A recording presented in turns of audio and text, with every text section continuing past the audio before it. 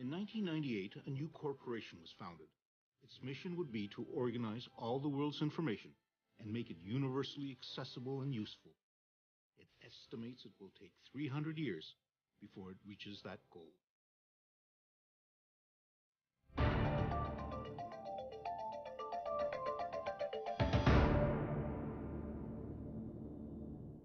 Successful companies start with very audacious goals, and there's no question that the Google organizing all the world's information and making it useful was an audacious goal.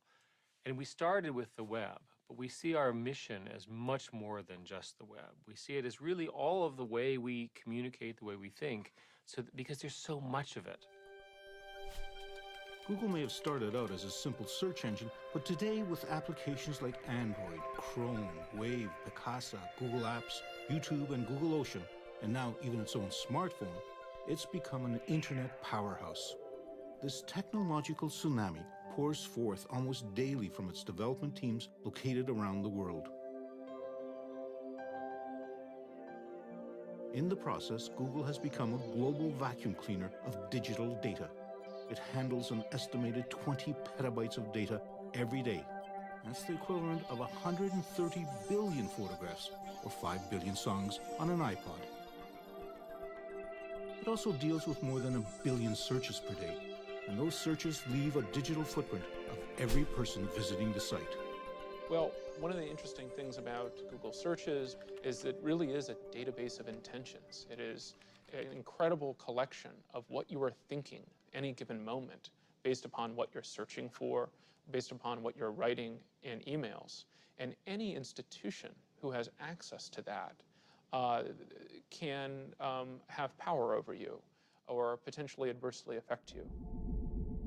Do you know what this might be? Does anybody know what that is? Google founders Sergey Brin and Larry Page. Wow, okay. I didn't really realize what it was when I first saw it, but this is what helped me see it. This is what we run at the office that actually runs real time, and every one of those rising dots represents probably about 20, 30 searches. Their ultimate goal is to make Google into an all-knowing entity. So this session is supposed to be about the future. So I thought I'd talk at least briefly about it. And to do the perfect job doing search, you really have to be smart. In fact, the ultimate search engine would be artificial intelligence. And so that's something we work on. It is somewhat ironic that they use an image of the rogue computer HAL from the movie 2001: A Space Odyssey when they are promoting such a benevolent message. Partly, we want to make the world a better place. If I ruled the world, every day would be the first day of spring. In just over 10 years, Google has become one of Silicon Valley's biggest and most unconventional players. In that time, it's cultivated an image of a large but benign presence. That public perception is changing. When Google began to scan and digitize millions of books, authors and publishers responded not with hurrahs, but lawsuits alleging copyright infringement. Not long after Google News was launched, Google became the target of condemnation by the print media, which accused it of destroying their ad business and being responsible for plummeting circulation revenues. But with Google's YouTube site, the music and television industries see a threatening competitor undermining their traditional methods of making money. And when Google started photographing streets, it outraged privacy advocates. Wherever or whatever Google expands into, it always seems to be accompanied by disruption and upheaval. And whenever controversy does arise, Google falls back on a corporate motto that was born out of an early Google employee's aversion to corporate speak. Having come from Intel, kind of had the I don't want to work at a big company idea in the back of my head. And so I was interested in something that would be a little bit more provocative and a little bit more interesting and maybe make people a little bit uncomfortable. And so just sitting there in the meeting, I was just trying to think of something interesting. And so what popped into my mind was just don't be evil. When I came in, I thought this was a joke. I thought that it was just a way of marketing within the company. And then one day I was sitting in the room, and I'll never forget, We're having a discussion about advertising, and one of the engineers named Ron pounds his fist on the table and says, "That's evil." And all of a sudden, conversation stopped. It was as though everyone had jumped around the table and hid underneath it. And all of a sudden, it focused the conversation on whether this particular change was positive or negative for customers. We ultimately did not make the change for that reason. It's not a bad motto, but it's misplaced because it gets increasingly difficult to say that one is not evil when thinking about the scope of different activities that service providers are involved in. It's no longer just search. The search engine Google was born in that hotbed of technological innovation, the Computer Science Department at Stanford University. Larry Page and Sergey Brin met as grad students in 1995. They had much in common. Their fathers were both college profs, and their mothers were scientists. Both were born in 1973. Both grew up with and loved anything to do with computers. Our PhD program is very selective, but it's not like when they showed up the first day, I said, oh, this is the smartest person I've seen in my life. Hector Garcia Molina was one of Sergey Brin's advisors, working with him on some data mining problems. The one thing that stood out about Sergey was his age. When I got him here as a PhD student, he was 19 years old. So that was the main thing that stuck in your mind was when you saw him as this just very young kid who knew a lot and was very smart. Sergey Brin, born in Russia, was the math prodigy who loved swimming and gymnastics. Larry Page was the inventor, looking to change the world. At some point, I don't know exactly when, they connected and started working together on the search engine. They created their earliest search engine from off-the-shelf computer components, some of which they begged and borrowed from the university, and after they maxed out their personal credit cards, they came up with some ingenious solutions to their limited finances. And then Larry discovered that he could get a better deal by buying the individual disks without the cases, and they built their own machine, and they got more storage for the same amount of money. With a structure made of toy building blocks and their secret algorithm sauce, which they called backrub, they cobbled together a revolutionary new search engine. One could immediately see that the ordering of the pages was substantially better than what AltaVista was providing. In the mid-1990s, AltaVista, like the majority of other search engines, looked only at text, ranking the results based on the number of times a keyword appeared. Larry and Sergey's search engine was far more sophisticated, with a mathematical algorithm that looked at the number of links to and from internet sites. The more links, the higher the rank. The first search I ever typed into Google was Canadian exchange rate. And it gave me exactly the right information that I ever could use about the Canadian exchange rate and so on. And I was, I hate to use the word blown away, but I was blown away by the fact that I could find exactly what I wanted so quickly. I think what they realized is that working on it in the context of a university research project didn't give them the scope and the scale that they really needed to make it work. So they said, well, let's take a leave.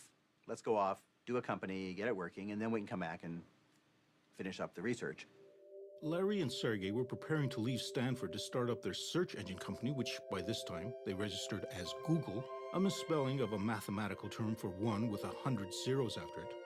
Meanwhile, they continued to participate in the computer science program. They had presented some work they had done on a search engine, and naturally, given my interests, I wanted to be part of it. Google had its very first employee, Craig Silverstein, a fellow PhD candidate. So there were three of us at the beginning, and it seemed like forever that there were three of us. We cared a lot about culture fit, and there were some people who we refused to hire, even though they seemed technically to be very qualified, because they just did not have the personality to work well with us. The three Stanford postgrad students opened up corporate headquarters in that cliché of Silicon Valley, a garage. The company began to expand. I joined in January of 1999, which was a few months after they had started. There were 4 other people at the company, including Larry and Sergey at the time, and they were renting half a house from someone who was still living there and who is now a vice president at Google. And the computers, everybody was working in offices, or in bedrooms, if you will. And the garage was included, and I believe we had a printer there, we had a ping pong table there, but the whole company was not living in the garage. We totally worked out of a garage, and I made sure that we did. It was maybe one day a month, or one day every 2 months, but I made sure that every so often we'd go out into that garage, and we would do some work there. Well, I wanted to be able to tell people times like this that we started in a garage, and so for the record, we started in a garage. It's just in a garage that had rooms in a house attached to it. As Google outgrew its garage, it moved corporate headquarters into a regular office space in downtown Palo Alto. We were in Palo Alto back in those days, which is like a restaurant town. My goal was that we would go to a different restaurant every night. We'd eat out dinner all the time. We'd eat out lunch all the time, in fact. The company was expanding quickly, and soon they moved again. But with few restaurants around this new location, Larry and Sergey decided that it would be more efficient and more cost-effective if they had their own kitchen with their own chef. The one who was chosen had on his resume a stint cooking for the band, the Grateful Dead. They offered me shares in the very beginning, and I was very reluctant. You know, I talked to my dad about it, and I was like, Pop, these guys want me to give them money for these shares in a company that isn't public. And he's like, it's a scam. Don't believe them. Don't you give them a dime. Unlike other search sites, the Google homepage was clean and efficient, free of annoying banner ads and pop-ups. Larry Page and Sergey Brin watched as their search engine Google became more and more popular. But that engine still wasn't translating into real money, and they had no viable business plan to make Google turn a profit. Our founders decided that for the longest time that we weren't going to get into the ad business. However, I think the breakthrough idea came when we said, look, why don't we just show ads that are purely text-based and doesn't have any, moving images or distracting stuff. Based on the search, Google would provide simple ads for people to click through. So in October 2000, Google embarked on a new business, online advertising. Almost immediately, ad money started to flood in, and pressure grew on Larry and Sergey from their venture capitalist investors. They wanted an experienced CEO to run the place. Larry and Sergey chose a seasoned veteran of the tech world, Eric Schmidt. He had successfully run software maker Novell, and before that, he was with Sun Microsystems. But perhaps what was more important for the founders was that he shared with them a background as a computer science engineer, married to a strong entrepreneurial drive. Well, Google has taken the position that creativity occurs from individual entrepreneurs deep inside the company, often who have an idea but don't have time to work on it. So we invented a concept called 20% time. And every technical person in the company is supposed to, and we encourage them to spend 20% of their professional time on things that they find interesting, not things that we find interesting. Employee number 23, Paul Buckheit, who was the originator of the motto, "Don't be evil," was also the engineer who in just one day came up with Gmail, an email program used internally by Googlers. There were a lot of objections to even doing Gmail in the first place, but one of the big ones was that there was no way to make money with email. So there was this idea that had been floating around that maybe we could do targeted advertising. For example, if you get an email about a ski trip, you'll get maybe an advertisement for ski equipment or gloves or something like that. He decided to try writing some code to see if it was possible for Google computers to scan the Gmail messages and spit out an appropriate ad. When I arrived the next day, people were pretty excited about it, and not always in a positive way. Some people thought that it was actually a terrible idea. What I recall from the meetings, which occurred over about a year, was this constant debate of what kinds of features would advertising work and so forth. And we ultimately decided to try it. And we, in fact, launched Gmail on April 1st. It was seen largely as a joke. The addition of targeted ads to Gmail in 2004 proved to be no joke, adding to Google's ever-burgeoning bottom line. Google had transformed itself into an advertising money-making machine. Now, when we talk about publicity, the Google IPO has received more publicity than any other IPO in history.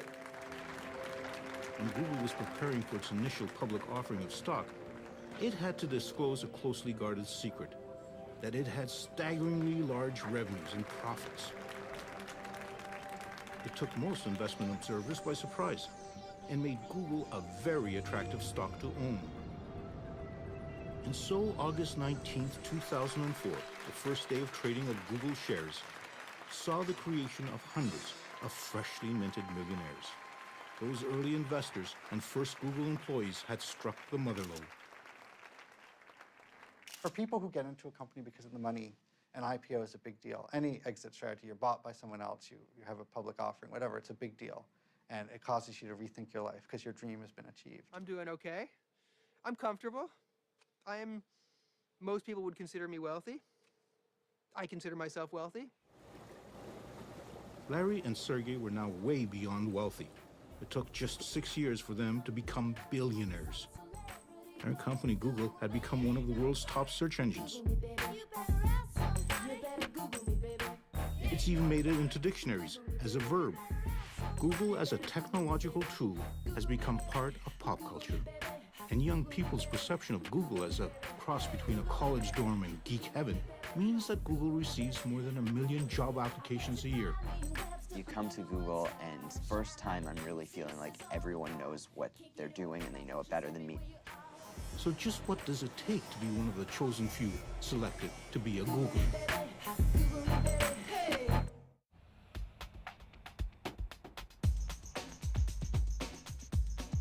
The Googleplex, as it is known by the Googlers who inhabit it, are made to feel that they are the best and brightest.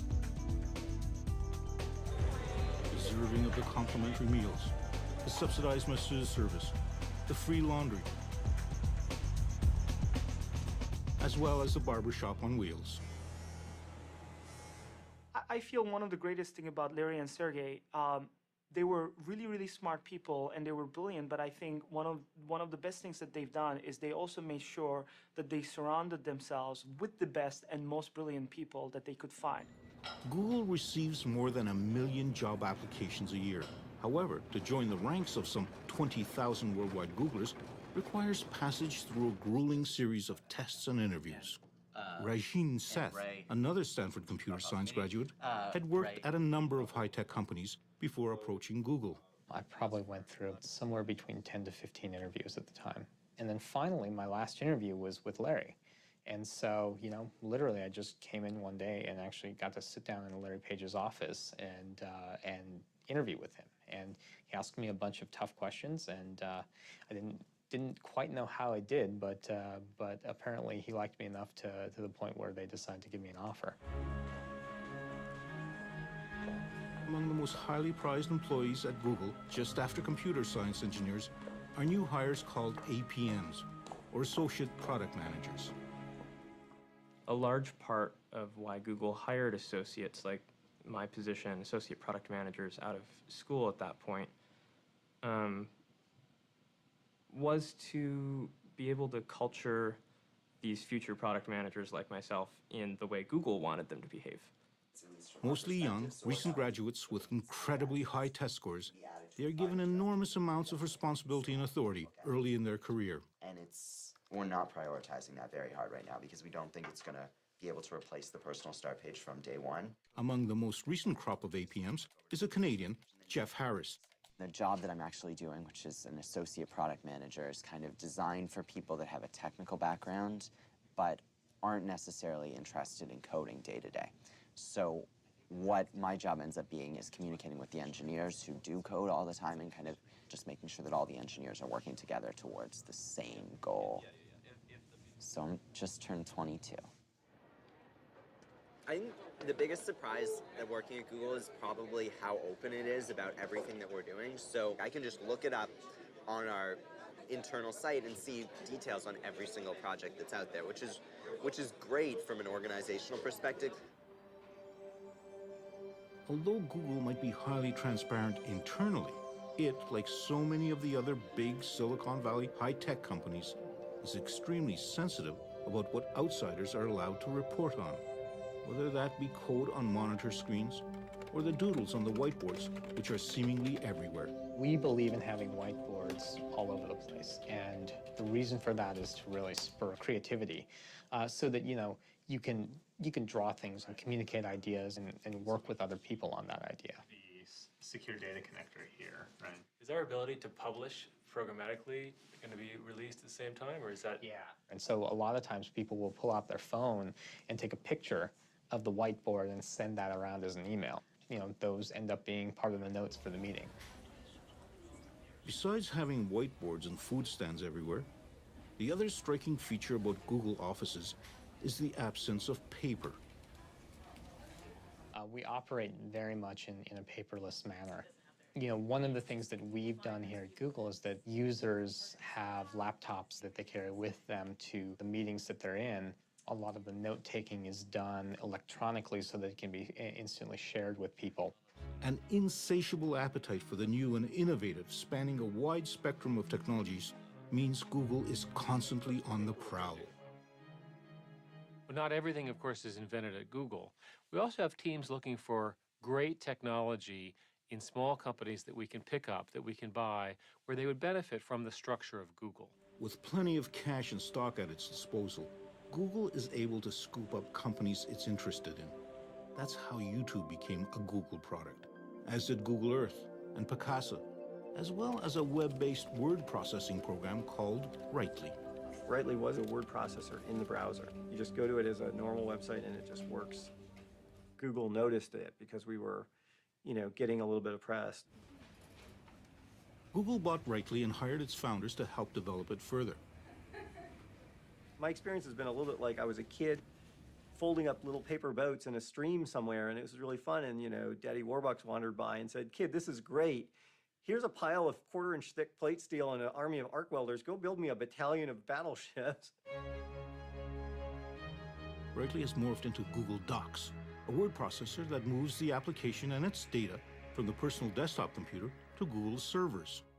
It's a little bit strange. It is strange. I'm definitely, I'm a 42-year-old graybeard now, right? Like, it's kind of, I'm not that old, but here, that's 90th percentile or something. I don't know what it is, but yeah, there's a lot of young engineers here. That it doesn't bother me. I think it's interesting to me. I think everybody gets to this point in their career where things begin to seem obvious. I don't mind the technical culture here. I'm not intimidated by it. I'm very productive, fierce, kind of meat-eating coder when I'm writing code, and they're all afraid of me. So they don't bother me. It's good. I wasn't here when they founded it, but my understanding of the founding conception of the culture is they wanted to do things and see things from an engineer's perspective. We do have a lot of P1. From that perspective, efficiency might very well be an engineer's prime directive. Triage on them. Right now I'm looking at the one where you open a text document in Gmail and it gives an error. Most of the teams do this every morning. There's a stand-up meeting. It's meant to be very short. It's about 10 minutes long. You're not supposed to speak for more than about a minute. All right, so I continue unit testing. The pencil is the conch shell from the Lord of the Flies. Remember that? So that's whoever has the pencil is talking. That's why it's a very efficient meeting. It took 5 minutes to tell the whole team what was going on. Another meeting where members of the Google Docs team get to discuss problems is during their weekly Writely walk. I think it's interesting to try to do big things that change the world. I think that's what I like about being at Google. We want to change the world too. We want to do great things. What's wrong with the logarithmic pruning that we do now? The guy was editing for 8 hours and All right. the beginning and the end got proved. So we're using it. Okay. No, that's cool. That's cool. You get to deal with tens of millions of users and, big data centers and big machines and big engineering, and it's really fun.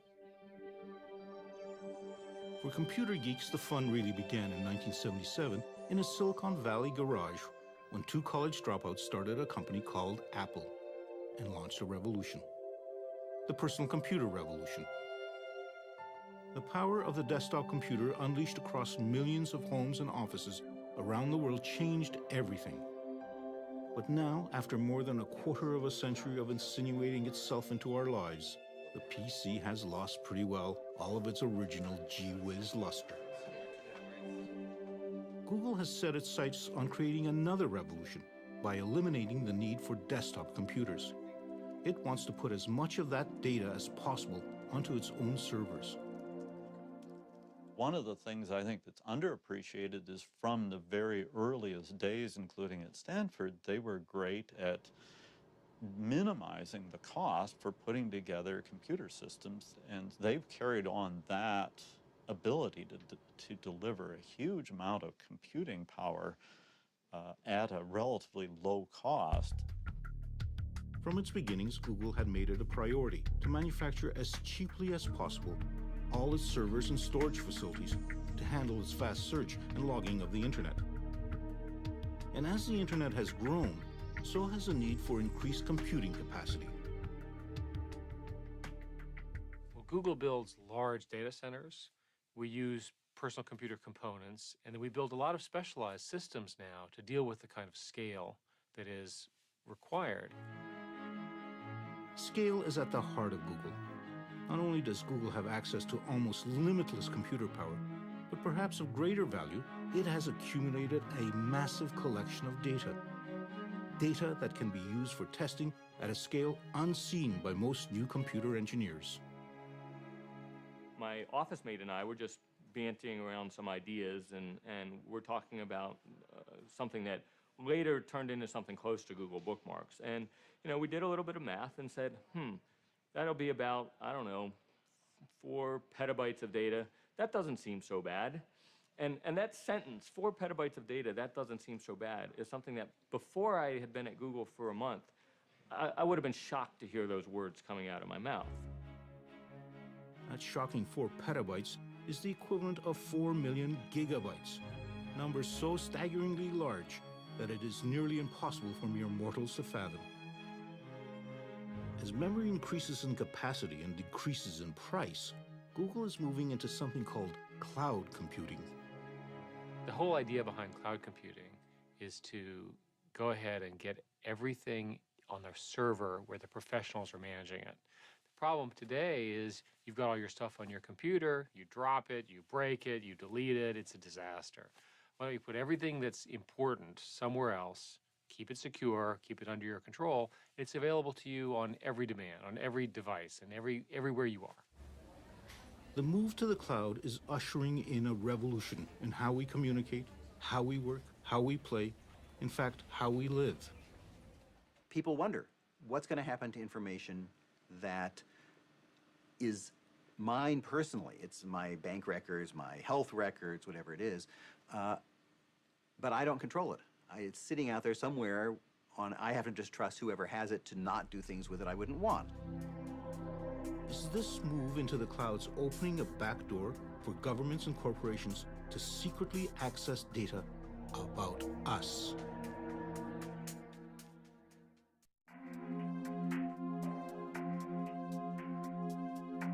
If everyone's digital data is moving into computer clouds, just where are these clouds? One of them has touched down in the foothills of the Blue Ridge Mountains in North Carolina. This was once the heartland of American furniture manufacturing. Then in the 1990s, cheap labor from overseas siphoned off the jobs, leaving behind a devastated economy and an awful lot of excess electricity. It just so happens that computer data centers are voracious users of electricity to run the servers and to cool vast quantities of water used for refrigeration. The town of Lenore had plenty of both, and so in late 2005, Google came calling, but it came cloaked in secrecy. From Google's perspective, at least as I understood it, it was that the race to build these data centers is so intense, and the information, at least they see it, is so proprietary that they didn't want any of their competitors to get wind of what they were doing. T.J. Rohr is a lawyer and a member of the Lenore City Council who was involved in the closed-door negotiations with Google. They would reveal information to us that we couldn't reveal to anyone else. Google definitely had an attitude like, look, it's our way or the highway. These are the terms we're offering. Take them or leave them. Desperate local and state officials were more than ready to reach a deal that would bring Google to this devastated county. They offered Google a 30-year tax break on property and equipment. It was worth an estimated $165 million over a 30-year period. From these digital warehouses estimated to cost $600 million apiece flows a stream of data. Here are the emails, the photographs, the music, the videos, the maps, and the searches that have made Google a data collecting powerhouse. Google does not divulge how many server farms it runs worldwide, but it is rumored that there are some 36 of them around the globe, all digitally connected and all firmly planted on land. But that might change. Google has filed a patent to build data centers out on the open sea. Powered by the latest technologies in harnessing wave energy, Google servers would sit out on barges. The expectation is that sea-bound servers would be much cheaper to run, and there certainly wouldn't be any real estate or property taxes to pay. A working model has yet to be built, but Google is a corporation that likes to move quickly when cutting-edge technology is involved. However, Google took its time when it came to opening up an office in China. The growth in internet usage in China is staggering. By 2009, its internet users surpassed the entire population of the United States.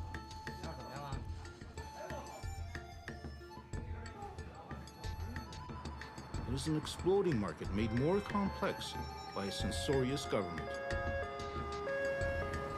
We were late in entering China. We were late because we were concerned about some of their content laws. In order for Google to set up an office in China, it had to agree to block certain sites from its search results. The Chinese government decides who gets past their Chinese firewall. To run Google in China, they landed Kai-Fu Lee, a senior executive at Microsoft, who was once in charge of their operations in China. In 2005, Kai-Fu Lee found himself in the role of Noogler, as new Googlers are called. When I joined Google, I used the word shock to describe what I felt I saw. And I think it's a combination of things. It's a combination of the Google values, and that's just how young and happy this company was. It's my goal to make the culture in the Google China office as close as possible to that of Google Mountain View office. It's impossible to make it exactly the same because the Chinese culture and the American cultures are different. Nothing separates these two cultures more than who is actually using the internet. The average internet user is 25 years old in China versus about 42 in the United States. So the difference is substantial, and the usage patterns is also quite different. The Chinese users, because they're younger, tend to like entertainment, games, music, video, tend to do less of searching and e-commerce. Similarly, when they use the web, they tend to want something that's very busy, very exciting, as opposed to simple user interfaces. The internet cafes are filled with young people, many of whom are here because at home they would be forbidden to play these games and movies. What it seems is not forbidden either here or at home is downloading pirated music. We noticed that most Chinese users on the internet download pirated or unlicensed music through other search engines. And that's become a habit, and I think most users find that to be an entitlement. So our efforts to try to build perhaps a paid per download or even a subscription service ended up with a clear conclusion they would never take off. A Google engineer and a product manager used their 20% time to come up with Google Music, a free music download that has the support of the major record labels. So we hope we found the formula that will not only be successful, popular, but also profitable for record labels and for our partner and for us. While the Chinese government appears to tolerate the pirating of music, it seems to show less patience for Google, recently accusing it of spreading pornography. Google is registered in China, so we have to follow the Chinese laws. Whatever the laws. Well, our employees are Chinese citizens. They would have to follow the Chinese laws wherever they were. Following Chinese laws meant that Google searches from within China for such things as Falun Gong, Tibet independence, or Tiananmen Square protest produced quite different results from those that appear on screens outside of China. And that's how it operated for 4 years. When in January 2010, Google announced that it would stop censoring its search results due to a major cyber attack originating in China, targeting Google's intellectual property and the Gmail accounts of Chinese human rights activists. While China insists that its laws must be obeyed, Google warned that if discussions with the Chinese government to operate an unfiltered search engine prove unsuccessful, it could shut down operations in China. However, there were no discussions with the government of the United States when shortly after September 11, 2001, it passed legislation that gave itself broad surveillance authority, allowing itself unprecedented access to people's digital footprint. And these powers are quite broad now. They range from getting access to credit reports on individuals, to getting access to their communications data, to more broadly being able to send a letter to any data holder and say, please reveal all the information you have about this person and don't tell them, and don't tell anyone. This is the idea of the National Security Letter. At the Electronic Privacy Information Center in Washington, D.C., Director Mark Rottenberg is concerned about the new digital information that's migrating to the clouds of computer server farms. I'm not saying that the government shouldn't get access to that information under appropriate circumstances. In fact, in some instances, it's vital to pursue wrongdoing and criminal investigations. But we need oversight, we need accountability, we need transparency. And the problem with cloud computing is it's going to make it much easier for government to engage in this type of surveillance secretly without people knowing that their personal information, their business records are being turned over. I've asked people at Google to simply report statistics on how many subpoenas and warrants they get every month. They don't have to say anything else. They don't have to say what the subpoenas and warrants were about. Just a number. How many do you receive? But they didn't like that suggestion and rejected it out of hand. As the Google juggernaut plows ahead, digitizing everything in its path, it accumulates new adherents. The city of Washington, D.C. has opted to wean itself off Microsoft Office and switch to a collection of Google applications. Google's offer of a cheaper, more secure, and more collaborative life in their cloud proved just too enticing to turn down. The trust issue is central to our whole brand. If Google were to violate someone's trust, the press, of course, would kill us, and all of a sudden people would withhold their information, they'd stop searching, our revenue would go down, it'd be a terrible thing, terrible for our company, terrible for them. So we take it very, very seriously. Some people don't trust this naive altruism that, we're really trying to make products that make users better. They see, some sort of agenda that we're trying to control the world or whatever they see. But what can I say? We come out of a grad school background and we don't think like that. But Google also has to worry about a band of young upstarts ready to change the world of search. Discarding Google's original model of a data-crunching search engine, they are approaching search from a different angle. They want to harness the power of what was known as the wisdom of friends. I think that this is the place that is going to define the next several years of what the internet and world is really about. So why is it that some of the leading proponents of social search are ex-Googlers, ready and willing to challenge their ex-employer?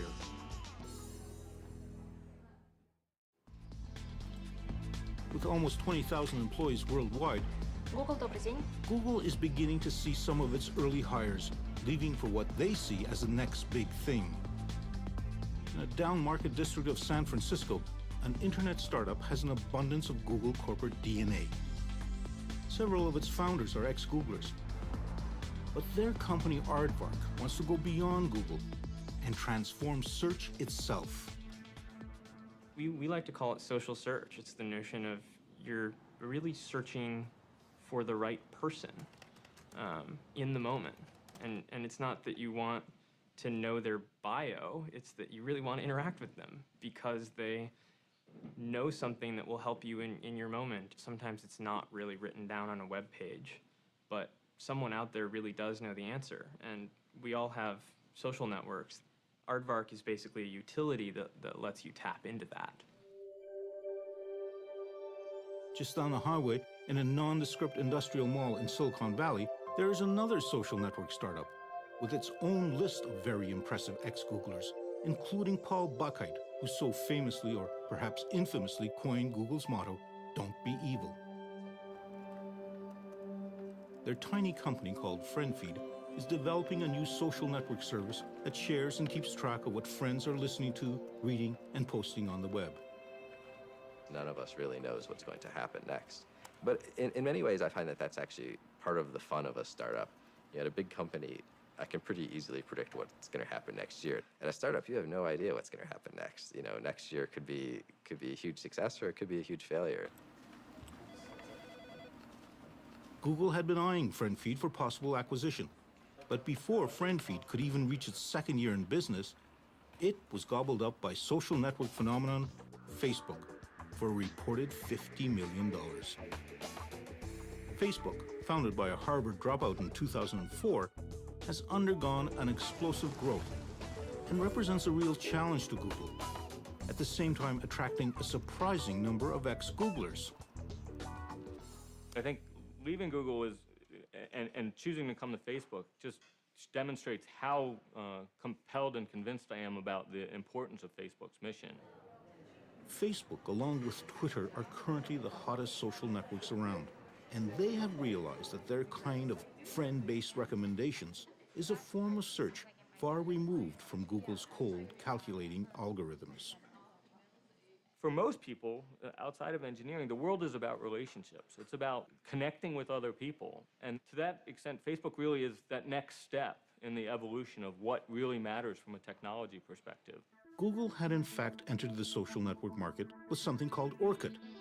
Although tremendously popular in India and South America, it has failed to attract any large following among Europeans and North Americans. Google really didn't jump into the social networking business, and I think that's partly the personality of the founders. I think they're engineers who, small talk with your friends is not the priority. It's getting information from the scientific world is priority. So I think in some sense there was always a bias that this was sort of not very interesting, not very important. Why would you want to spend time on it? And of course, as the world has moved to Facebook and Twitter and all those things, they've said, oh, well, we can do that technically too. Sure, we can put Twitter-like things into Gmail. We can put Facebook-like things. We have Orkut. But I think the heart of the company isn't in it. It's not what the company's about. It's about information, all the world's information. Google really believes that the data is going to create incredible benefit for society. The company firmly believes that it's going to find ways to use data to make our lives better, to make our lives easier, to make decisions more efficient. They firmly believe that. For instance, with flu trends, they believe that in tracking individual searches for looking for things like cough or other medical conditions, they are going to detect the flu, they are going to be able to more effectively target interventions, and fewer people will die. When Google launched its IPO, Larry and Sergey personally wrote a letter explaining their aspiration for its future. Google is not a conventional company, they wrote. We do not intend to become one. Google's mission to collect all the world's information and make it accessible and useful, and do it within 300 years, has seen it move far beyond searching internet sites. Whether photographing streets, or digitizing the world's books, or turning our mobile devices into internet portals, or creating the world's greatest repository of video in its very own cloud, Google remains a technological phenomenon. But its future rests on something quite unscientific. Trust. Trust that it is keeping our data safe from hackers and snooping governments. Trust that it isn't misusing our information. And ultimately trust that Google is living up to its motto, don't be evil.